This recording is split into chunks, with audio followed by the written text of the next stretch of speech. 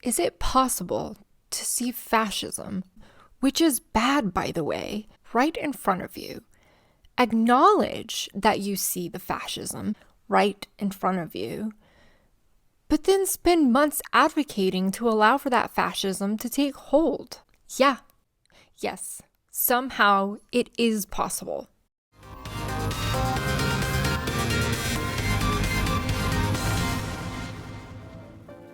Welcome back to Moon and Lake, Michigan. My name is still Lori, and today I want to talk to you a little bit about what some might call mental gymnastics.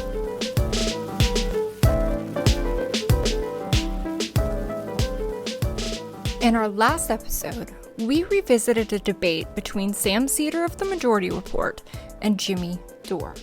That debate took place in September of 2016, just a few months before the general election. By that point in time, Americans who didn't want to see Trump elected to office were kind of panicking. We were running out of time to convince those around us that Donald Trump meant trouble. It was dangerous, with the election looming ever closer. It was so frustrating to watch jagoff comedians with platforms advocate for allowing Donald Trump to come to power. It was particularly frustrating when certain jagoff comedians had not only previously acknowledged the danger that Donald Trump posed, but had called it by its name: fascism.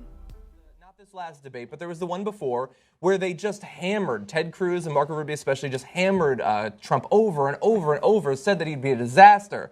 And then the last question is, would you support him? Yes. Yeah, that was a fair amount of outrage to me there, because it's different. Like, yes, you want to look at this cynically. You can look at it very cynically and say that in every campaign, every primary campaign, members of one party attack their opponents, like Hillary and Bernie are doing, and then almost certainly when one of them leaves the race, the other one is going to support the nominee. Yeah. I don't think any, and probably enthusiastically support the nominee. Certainly, I hope so, no matter how it turns out. But we've never had a primary ever, or at least not in this century. We had them apparently in the 19th century. We had them with some regular, the 18th century we had them.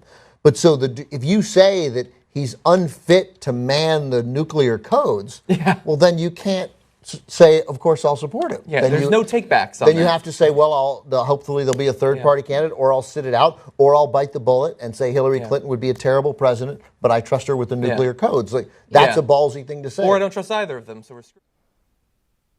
You know, I think Ben made a really good point. You know what? It does make me feel uncomfortable that we're in a position, and I blame not only the Fox News, AM radio, and the right-wing blogosphere, but I also blame the mainstream news media for constantly giving free press and normalizing Trump's horribleness. Yeah. But and it does make me feel uncomfortable that in my country that a fascist racist could become president, right? Yeah. And there's people lining up behind him, governors of states, and this guy, but you got to just remember that there's positives if Trump becomes president, right? We'll have twice as many drinking fountains. The worst.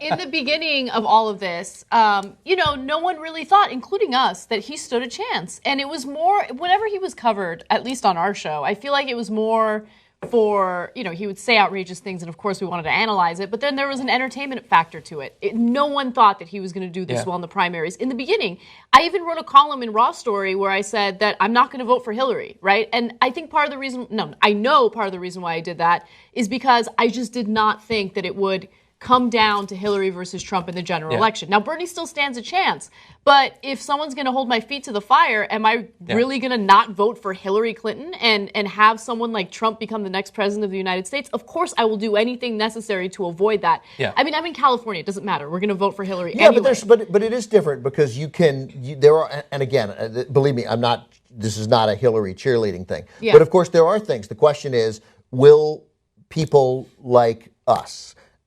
enthusiastic Bernie supporters, and I'm going to include myself in with you guys for the purpose of this conversation. Will we just go out and vote for Hillary, or are we going to engage in the things that everyone can do, which is, talking to their neighbors. And in this world, our neighbors are everywhere. You're going to go on Facebook. You're going to make the case. You're going to talk to people. You're going to raise money for. You're going to do things that in a different world would seem, of course you're not, right? Yeah. Right. Yeah. Because the downside to it is too severe. Oh, I will spend 6 months attacking Trump. I don't mind doing that. I'll attack Trump and everything, but I won't vote for Hillary Clinton, and that's for real. And if Trump becomes president, then America has that coming, and maybe we have to get through that. Yeah, I mean, there's two different schools of thought on that, right? So there's no way we can let Trump be the next president.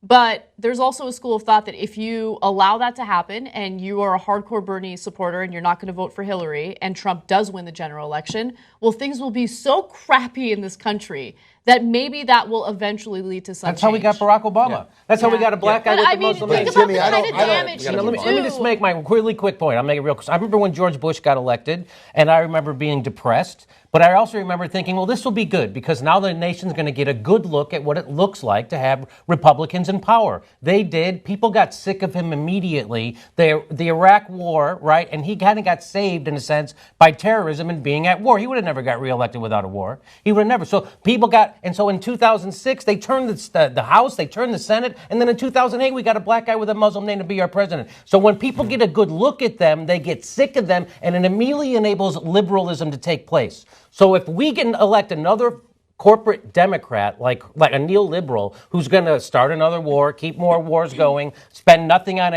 she's going to do all the things that people hate. She's going to be Trump light. I don't know if Trump might even do some things that are better than what Hillary would do. I don't even know. We don't know what he's going to do, but we do know what she's going to do, and what she's going to do is keep this country going on a downward spiral. This morning she came out and complimented Nancy Reagan for publicizing AIDS, for doing her great work. I mean, what the F is wrong with this? So I'm just saying, I'm not going to vote for her. I think if she gets the president, we'll definitely lose it in 2020. We'll definitely lose it back, and so it's going to be bad. I think that's what I'm saying. I'm saying if Trump becomes president, we still have a Senate, we still have a Congress. Okay, go ahead. You definitely violated. I need to make a quick point. I was going to say something. Let me make one more quick point. But you know what? You made a persuasive point. So yeah, I'll but say here's that. what you can't. It is a persuasive point. I think it's 100% wrong. But you cannot make these two persuasive points and be in any way consistent. You cannot say he's Hitler and then I'm not going to vote for his opponent. Like, if you really think he's Hitler and you really think it's the beginning of fascism, then you can't say, he probably loses in 2020. Hitler didn't lose. We had to go to war, and millions of people lost their lives to get rid of Hitler. If you think that comparison is apt, then you got to bite the bullet and keep fighting to make sure we stop electing corporate Democrats into the foreseeable future. Yeah. I said Himmler. But I don't think you can make both those points and be intellectually consistent. Rewatching something that made such an impact on me when I watched it as it first aired is really weird. Because unlike 2016 Lori, 2021 Lori knows the shitstorm that was headed our way. Do I like Hillary Clinton? No. Do I think that, in general, Hillary Clinton would have been less destructive than the man who began his campaign by descending an escalator to announce to a crowd of paid actors that Mexican immigrants were flooding the USA with drugs, crimes, rapes. Oh, and caveat, obviously he assumed that some were good people. Less destructive than the man who had the Nazi vampire Stephen Miller in his ear for 4 straight years. Less destructive than the man who said we shouldn't allow Muslims to enter the country. Less destructive, or maybe at least more prepared, than the man who ignored, then downplayed an aerosolized virus sweeping the globe in a pandemic. More than 470,000 Americans are dead, and we are nowhere near the end of this nightmare. Yes, I fucking think Hillary Clinton's neoliberalism would have been less destructive than Donald Trump's fascism. Yes, I do think that. And no, I do not like Hillary Clinton. Actually, I kind of dislike her very much. She's a fucking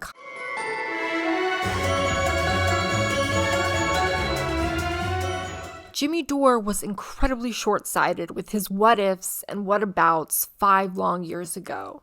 Short-sighted, amped up with rage, and shouting his message through a megaphone from a place of privilege. If you ever find yourself in the position of voting for the lesser of two evils, please try and remember this simple equation. The lesser of two evils is less evil. The greater of two evils is greater evil. It's more evil. The alligator eats the greater evil. If the evils were the same, the alligator wouldn't be in this fucking equation and it would be an equal sign. I don't know about you, but I generally prefer to take on the lesser of two evils. Call me crazy. Next time on Jimmy Dore, Clueless, or Craven, we'll be taking a look at one more interaction between Ben Mankiewicz and Jimmy Dore at the 2016 RNC. It's yet another fascinating look at how Jimmy Dore seemingly does not think before he acts, or tweets, or uploads. I'll also be checking out some comments from TYT members and the Majority Report viewers regarding what I've covered so far in this series. Because the truth is, it doesn't really matter what a jagoff comedian says. It's what people hear and how people react that matters. Be sure to check out the first video to make sure that you're all caught up. Thank you so much for watching. Going forward, my plan for Moon and Lake, Michigan is to have a new video uploaded every Friday. As I get the hang of this YouTube-y stuff, I hope to have more videos uploaded each week for your viewing pleasure. Or displeasure. It's your choice. In the meantime, be sure to like and share this video, subscribe to the channel, and let me know what your thoughts are down below. Thanks again, and remember, if the moon is not in Lake Michigan, don't ever take political advice from Jimmy fucking Dore. See you next time.